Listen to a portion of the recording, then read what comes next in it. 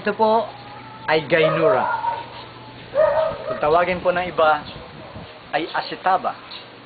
Mayroon pong tumatawag na Tomorrow's Sleep. At mayroon pong din tumatawag na The Miracle. Ano man po ang itawag nila, ang mahalaga po ay ang kagamutan na idudulot nito sa mga taong nagkaroon ng karamdaman. Katulad po ng hypertension, diabetes, may sakit sa bato, at marami pong iba pang sakit na napakalaki ang ginhawang ibinigay sa kanila dahilan po sa pagkain ng dahon nito. Fresh pong kinakain to. Masarap po.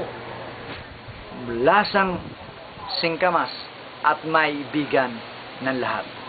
Nang dahil po sa pagkapatunay ng mga tao na nakaranas ng kaginhawaan at kagalingan sa kanilang mga karamdaman, ay nagtanim po ako nito.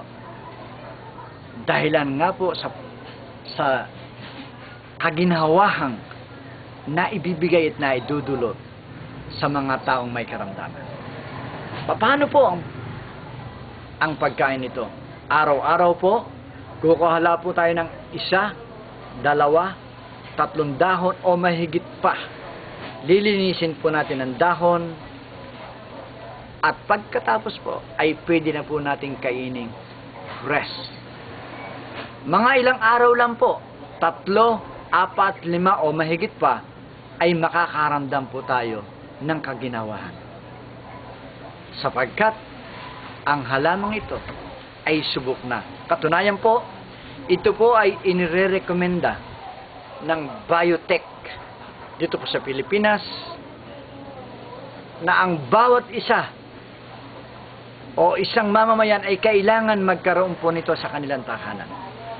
Sapagkat napatunayan po nila na bukod sa bisa nito na nakakaalis ng karamdaman ay napakadali pong palagawin. Paano po? Makikita po natin na ang sangang ito. Puputulin po natin sa may dulong dahon sa ibaba. Doon po, sa may dahon po nito, sa may dugtungan, ikakat lang po natin siya. Pagkatapos po nun, kukuha po tayo ng isang plastic bag na may lupa. Kung maaari po ay organic, wala pong chemical compounds na ihalo sa lupa.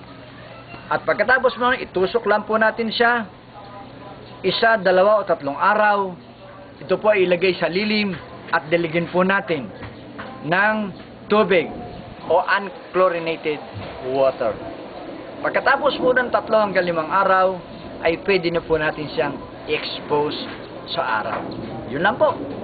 Simpleng-simple lang po ang pagpapalago nito pong Acetaba o Gainura.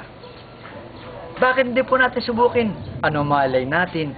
Ito na po ang halamang hinihintay natin upang malunasan ang ating mga karamdaman.